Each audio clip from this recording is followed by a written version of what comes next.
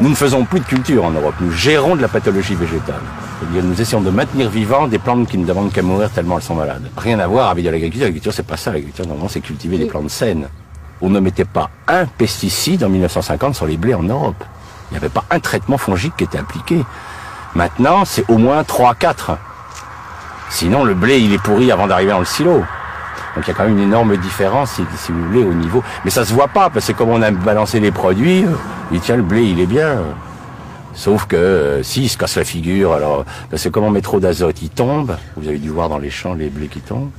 Alors on met des hormones pour raccourcir les tiges, c'est pour ça que les blés sont bien plus bas qu'autrefois. Autrefois les blés faisaient 1,50 m. Maintenant ils font 60 cm parce que on les raccourcit avec des hormones.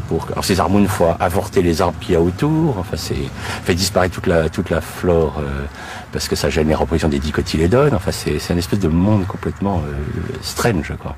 Mais les gens le savent pas donc.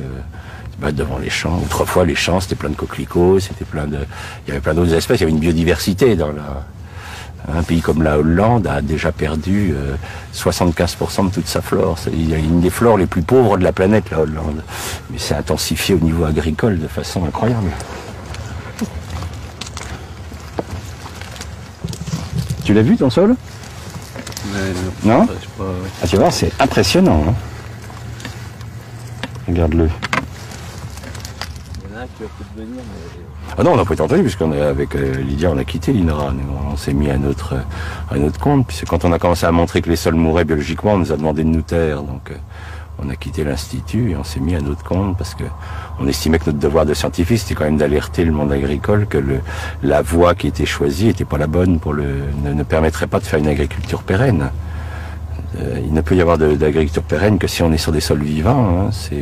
Le sol abrite 80% de la biomasse vivante. Hein. Donc si vous tuez, on en a tué 90%, c'est qu'on est en train de tuer tout ce qui est à la source de la vie. C'est quand même les microbes qui nourrissent nos plantes, qui font que nos plantes sont saines, sont nutritifs pour nous.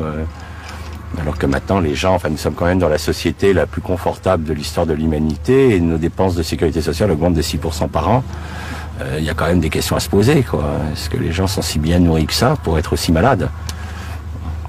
Alors, le problème, c'est qu'effectivement, l'argumentation, c'est oui, mais regardez, ils vivent de plus en plus longtemps. Bien sûr, les gens qui en ce moment ont 80 ans n'ont pas connu l'agriculture chimique avant l'âge de 50 ans, hein, puisque c'est apparu dans les années 70. Donc, jusqu'à 50 ans, ils ont mangé, moi je suis encore gamin, du lait de vache qui avait du goût de lait de vache.